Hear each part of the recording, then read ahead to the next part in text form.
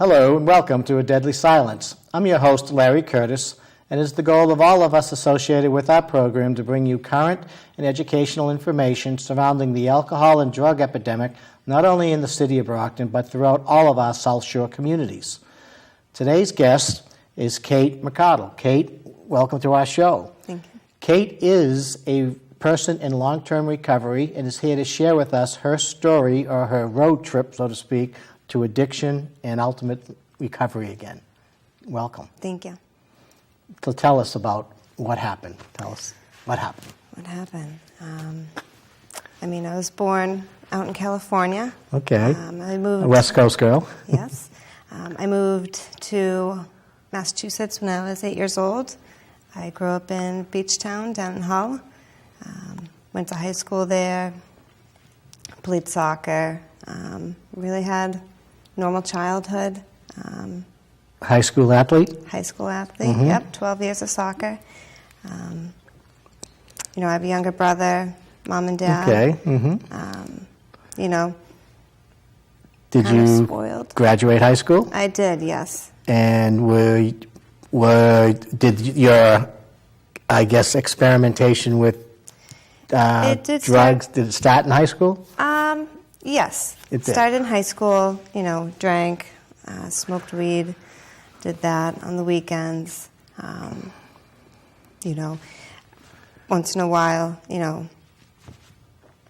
Hanging out with the cool kids? Yeah, our crew was, we did good in school, but on the weekends we were a little wild. Yeah. Mm-hmm. But, So you did some experimentation with the alcohol, you did some smoking of the weed. mm-hmm. Did you progress to something, the pills, I guess, would be the next progression? It did, yes. Not until after high school, about 2 years after high school, I was waitressing and I ended up hurting my back and went to the hospital and they So as a prescribed result of an injury, you were prescribed some pain medication? Yes. Okay. And right from the get-go, I liked it. You liked it? Yeah, so, from there I started using, went from recreational to I was buying it out on the street on a daily basis.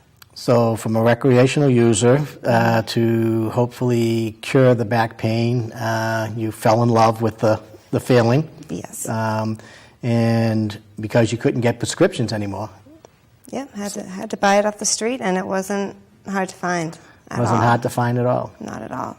Out of my group of friends, really, me and a few others strayed that way. It wasn't like a whole group of friends that did that. So really, no one really knew at first. You were able to hide? It was, yeah. Mm-hmm. Because I was still functioning. I was going to work. I was paying my bills. Had an apartment. I was functioning. I did not think I had a problem whatsoever.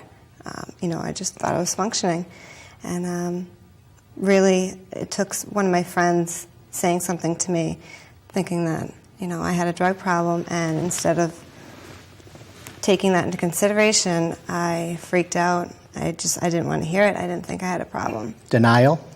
Very Pretty much denial, okay. Yeah. And it went on a couple years like that, where, because I was functioning, I didn't consider myself a junkie, It's an interesting terminology, a functioning addict, but we hear a lot of that out there, that, people are holding down full-time jobs and, Mm-hmm. they have their apartments and whatever else, and yet they're addicted to, in this case, the pills. And you were still on the pills at this time? Yes. Yes. And then, really, I got into a relationship that brought on the heavier drugs, like the Oxycontin and the heroin, the Xanax. And that's kind of when everything took a turn for the worse. Was the relationship meeting through the drug world, or? No, actually, I met him at a bar, actually. Okay. Mm-hmm. But I didn't know, really, that he had a problem until we started getting very involved. And at that point, I was going through a lot of family issues, so I really didn't care. It was kind of like escape for me. I ended up moving in with him, left the problems at home, and I just looked at him like he's going to save me. And I really didn't care that And he was your savior because he was a supplier at this point in time, to some extent? To some extent. Yep. Really, it was, at first it was, he had a nice apartment, he had a nice car. I knew he didn't have a job, but I kind of didn't care. And once I found out what he was doing, what he was selling, Okay. I was okay with it because I was doing it. You were one of his customers. Okay. Yes. I got out of that relationship. And that relationship just escalated the pills that you're taking, or the yes. degree of your addiction. Yes, the quantity, definitely. But at the same point, I was still functioning. Functioning, yeah. I was a little emotionally unstable more, I would say. The anxiety rose, just the stress of the relationship, two addicts. I mean, anyone knows, two addicts dating, it's chaos. The fights are worse. A lot of times you're fighting over drugs or money. You were into the pills and the opiates and so forth, but obviously it wasn't that strong of an addiction hold on you because you were able to pull back from the opioids and roll back to the weed? Yes, I think about it now, and I did detox, but I didn't know. I just thought I was sick. It wasn't that bad. When you said you did detox from at self-withdrawal, from your point of view, yes. You didn't go into a Right. true detox Yes. facility. Okay. And So your decision to pull back from the pills, you experienced a detox, not realizing it, Right. but you were still doing the weed. Right, yep. Okay. Still, doing the weed maintenance, drinking on the weekends once in a while. But at the same time, I still had, that void. I remember telling one of my friends, because I ended up getting 2 jobs. I was doing good. I got a new apartment. And I remember saying to her, I still feel, not complete. And fast forward, ahead, I know what that void was. It was not having the opiates in my life. But I still, I didn't have Did you much sense the knowledge. body was craving the opioids, or was it a mental void that you were It was experiencing? more of a mental void. Okay. Because at the same time, I didn't know much about addiction out this time, personally. It was my first time withdrawing, and it wasn't that bad. So I feel like each detox gets worse, I feel, the more times you try. So it wasn't. Okay, wasn't that bad. so you're doing a lesser form of the weed, and you're doing the alcohol, and you mentioned you met another man, another gentleman. Yes. And when I met him, we were both not doing anything. And then as we started dating, I realized, he did admit to me that he was a recovering addict. I was okay with that. And unfortunately, he relapsed, and I took the ride with him.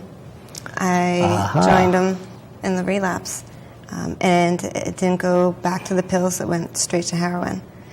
And Bypass. So you meet him, he relapses, you go along for the ride, and bypass the pills right to heroin? yes. Wow. And he was injecting it, and it petrified me. I was sniffing it. That's how I took the pills as well. And then after a couple months of doing it, and I did it, every other day. It wasn't every other day. I mean, every day. I was still waitressing, doing... You're functioning still? Yep, still a functioning addict. And one night, I saw him do it, and I asked him to do it for me, and he was like, no, I'm not going to be the one to do that. And, I just pestered him, and he ended up doing it for me, and that first time I injected... And that's that's injecting the heroin directly into your vein. Yep, and I remember saying when he did it that I understand why people do this, because it's totally different than... The snorting of the crushed pills or things of that nature. Yeah, I was immediately hooked. So you experienced the euphoria of the heroin high, and immediately you believed that you felt you were hooked. Yes. Yep. Since then, I never put the needle down after that. And And how long were you doing the needle? for a total of 5 years. 5 years.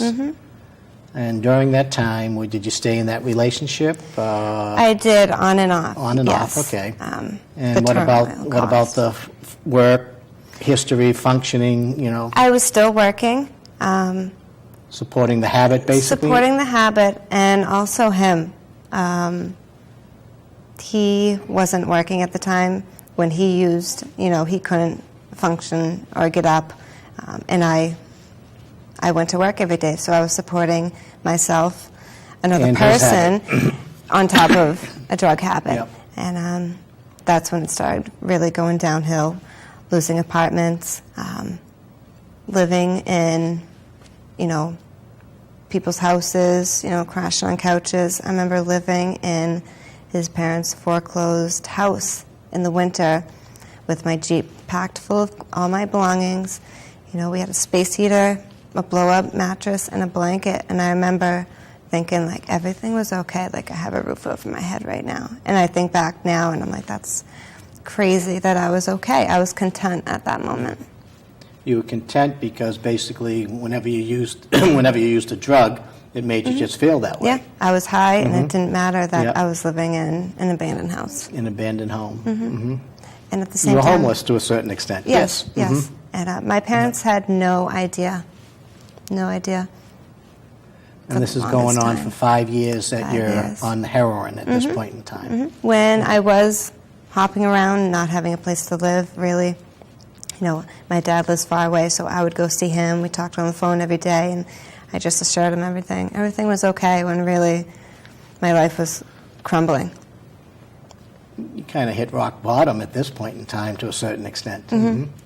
Yes. Now, I guess from the standpoint of the story, one of the good things is that you never really got involved in any of the illicit activity of dealing or breaking and entering to support the habit. Was there any of that? There wasn't. I always had jobs or a job, a good paying job, and so that's how I supported myself. I never got really bad. I mean, when I say I was a functioning addict, I really was. I didn't go 0 to 100. I would make it last, really, Yeah. because I was petrified of overdosing. Okay, Yes. so there was a fear factor that There was. you had of overdosing. Yes. Now, you're out there, you're on and off again with your boyfriend. Were you hanging out with a similar crowd as well? I completely isolated myself. It was really me and him. Okay. I used strictly with him. Okay. So, and he had the supply, I had the money, and so it wasn't, we weren't really getting high with other people. I mean, association, obviously, people who were selling drugs to us. Closet addicts, so to speak. I Right. mean, like a closet drinker, or Yes. something like that. Yes. And that may have been a lifesaver for you for not having been hanging around. Yeah. Other addicts. Yeah, I probably would have gotten to trouble if, I was with hanging out with people doing that. So during all of this time that you are, in essence, shooting heroin at this point in time, you're still functioning, you're supporting the habits, even though you're kind of living out of your car, from that perspective there. What caused the turnaround for you? I was sick of the chaos. I didn't, because then I started getting sick when I didn't have it, and that, I needed to go to work, and so I didn't like the feeling anymore. It wasn't fun, and so what I ended up doing was I started doing Suboxone, because I wasn't going to feel sick, but I could still function better. Okay, so as you're maybe not getting as much as you would like to have had, you're getting what in essence is probably a withdrawal symptom. Right, yes. And you don't like that feeling. Did you go into a detox I- before the Suboxone? I did not. No, I went straight to Suboxone. Through a physician or off the street? Off the street. Off the street, okay. Off the street, because I was working, and like you said, I was a closet addict. I didn't want to be seen at a doctor's office for that. So I bought it off the street, and it was cheaper than heroin. And I was able, to not have that craving for the heroin on the Suboxone. And the Suboxone basically repels that. Yes. That desire to have the opioid. To a certain extent, Suboxone is an opioid to a certain extent, but it repels the desire to shoot the heroin or to take the pills. Yes. From that perspective. Yes. Yeah. When I did start on the Suboxone, you did feel the effects of the opiates, but once it builds up in your system, because it has the opiate and the blocker, it basically just built up in your system. So when I took it, I didn't have any euphoria. It was just stabilizing. Yes. Call it a stabilizing effect. Yes. Okay. That at the same time was an addiction in itself as well. Taking something every day was definitely something that got me to stay on it.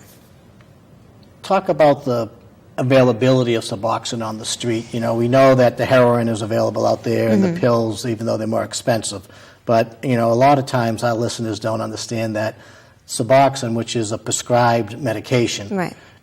Basically it's prescribed to an addict. It's in a pill form, I believe. Yes. And basically many of these addicts basically sell those pills out on the street. Yes. So share with our listeners a little bit about how that. Well, that's what the person that I used to get them from was the person I used to get the heroin from. And so, we would go buy Suboxone, and he'd always, be like, oh, I have this real good stuff. And it's like, no, I just want the Suboxone. But it is not as easy to find as heroin. People have scripts, and they need to take it because the Suboxone doctors have to check their levels. If they have dirty urines, I believe it's 3, they get kicked off. So to lose the Suboxone... It's a regimented program that's monitored by the addict, the physician who's prescribing it to the addict. Okay. So, it's happened to me where the person that I would get Suboxone from got kicked off of the Suboxone clinic for having dirty urines, and it's, then you have to find... You've lost your supply. Yes, and you have to find someone else who has Suboxone, and I've been put in that situation a few times where I unfortunately did have to get heroin when I didn't want to not be sick. So during this Suboxone stage, so to speak, did you go into any rehab detoxes specifically, or were you still doing it on your own, more or less? I tried coming off the Suboxone about a dozen times at home, but it's more of a prolonged detox than heroin or Percocets. And so I would try, to do it over the weekend, and it wouldn't work. I tried weaning myself down, which I did to the lowest point, but still coming off the lowest milligram was horrible. It was hard. So I went to detox for the first time back in October 2013. I was held for 4 days, and they prescribed me methadone to wean off the Suboxone, and obviously I felt great in there. Came out, I was like, oh, detox is nothing. Like, that was easy. The next day, I was immediately detoxing. Drove straight to my doctor's office. She gave me comfort meds. I still couldn't take it with that, and I ended up relapsing. I used heroin. So you weren't able to tolerate the methadone? Well, not just the methadone, just the withdrawals after. It was 4 days, and detox wasn't enough. Wasn't enough, okay. No. So when I came out, I was still, in full withdrawal. So now, was that because of a insurance coverage thing? It was. The place I went, they only held me 4 days. Okay. It was like a hospital detox. Yeah. So I was only available for 4 days. Now, did you begin to kind of look into other alternatives for detoxing, or even maybe a longer length of stay or something? I did. At the same time, I was working full-time. I had an office job, and when I went to detox, I took my vacation time. They didn't know I went to detox. Right. So when I got out, that was kind of like a failed attempt, and it was really depressing because, I wanted to do it, but I didn't have the time. But I was looking at other detoxes. So now you're basically, you've gone from the pills to heroin, Suboxone.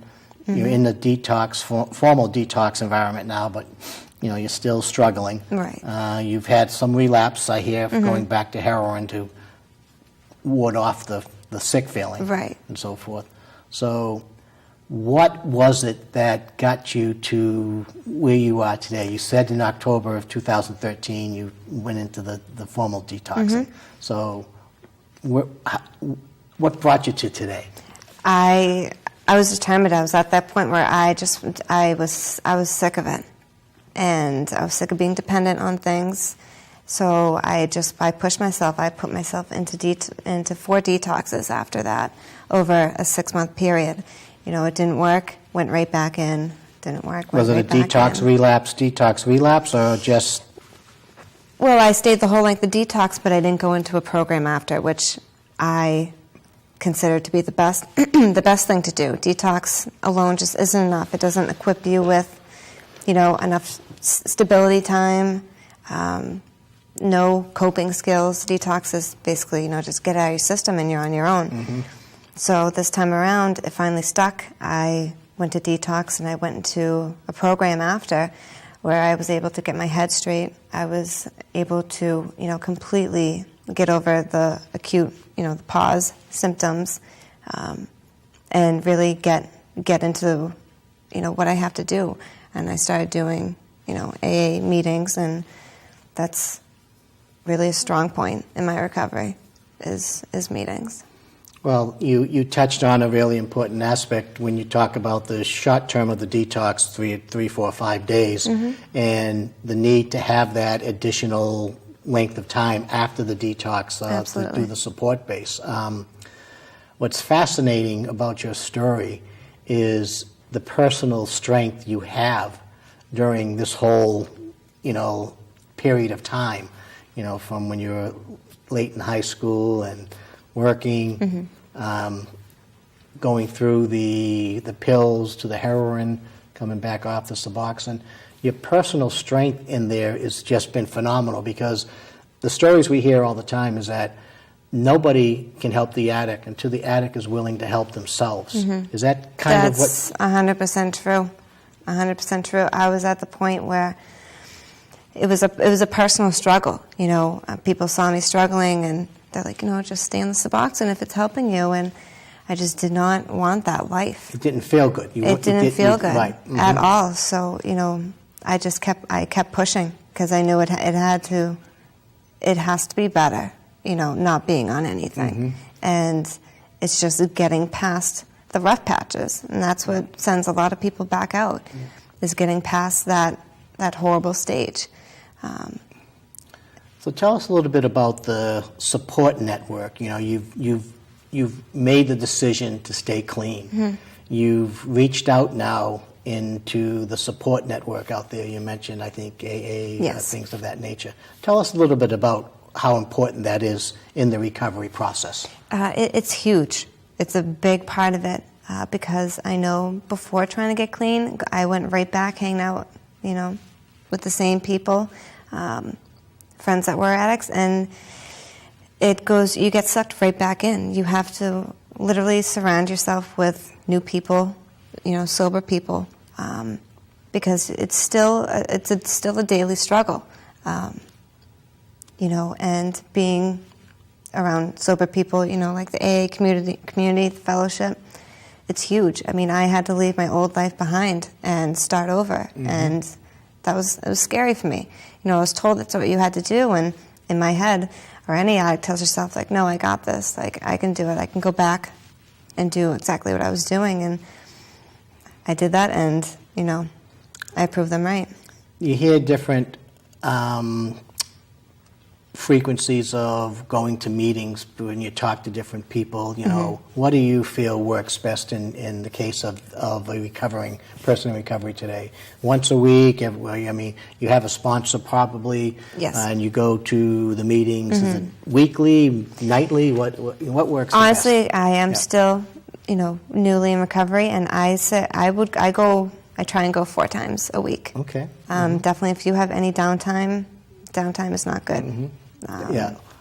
Definitely. And downtime is kind of when you're by yourself and you just start thinking about the past. Yeah. And the cravings come back. Yes. Yes. You need to stay involved in Yeah. extracurricular activities and from that Yeah. perspective. I say it's definitely a daily thing. A daily thing that you need to work on every day. And surround yourself with people in that same support network. Yes. You know. Absolutely. And how's the family? I mean, how's the family support doing? It's good. You know, they're proud of me. They didn't push me to do it. They kind of just, you know, they had my back no matter what. Yeah. With the sobriety. You know, my dad, he's not too understanding about addiction, but he's very happy that I'm doing it. You know, many parents don't understand addiction. Right. You know, and it's no different from myself and Right. and my wife and the addiction that two of our boys had. So you're right. The parents really don't understand it right now. Yeah. And the addict doesn't understand it either when they're going through it. Right. You know, and you know your story is a great success story. You know, and I want to congratulate you on Thank your you. personal inner strength. You know, and ability to come on our show and share with the viewing audience, you know, the struggles, the pain, you know, and the suffering that an addict goes through, Yes. per se, you know, when they're fighting this disease that's out there, because it is a disease. It is. You know, and people have to understand and change that stigma. This Right. is no different than a cancer, you know, that's out there, diabetes, you know, Right. whatever it might be. You know, Yes. addiction is a disease. Yes. You know. What would you say to particularly parents who might be watching if they might be dealing or suspect somebody in their family might be dealing with an addiction issue? I would definitely say to you know, don't be afraid to say anything to them. You know, and definitely don't approach it with yelling and discipline, because that's, you know, usually was my dad's approach to everything that I did wrong growing up.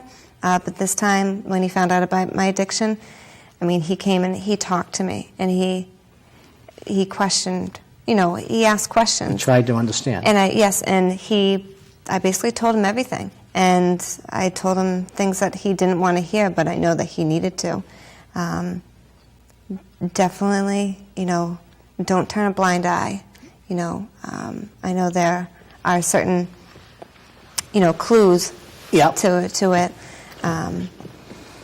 And definitely don't turn your back on them. Yeah. Did you have a sense of any enabling on the part of your parents because you were a closet addict? It really wasn't an issue. Well, I come from a family full of addicts. My mother was an addict. She was an Alcoholic, yep. addict. So I grew up watching that. Enabling a little bit. You know, I was spoiled. So I got what I wanted. But really, you know, I was out of the house at like 20, and that's really when it started getting bad. But, you know, anytime I needed money, you know, my dad would be there, give me money, you know. And you were able to hide the addiction very, very well, and he had no clue. He had no clue. No clue until, you know, really I got caught red-handed. Yeah. And then I had to explain it. There was no denying it at that point. Yeah. But there's definitely an enabling.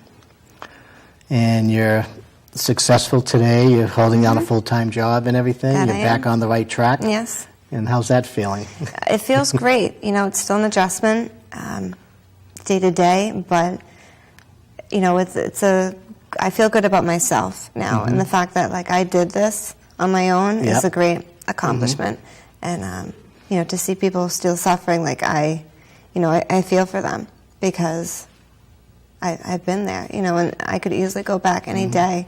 And, but Well, it's... yeah, relapse is always the big red flag out there for It any is. person in long-term recovery. Yes. You know, and I think that's the terminology we're going down forward with. You know, we're classifying, you know, what used to be a drug addict is a Right. person in long-term recovery today. Right. You know, so believe it or not, our time is up. Okay. You know, and Kate, I want to say thank you. I want to congratulate you on your strength and courage that you Thank you. have. You obviously have got a great support base behind you. And congratulations and thanks for being on our show. Thank you.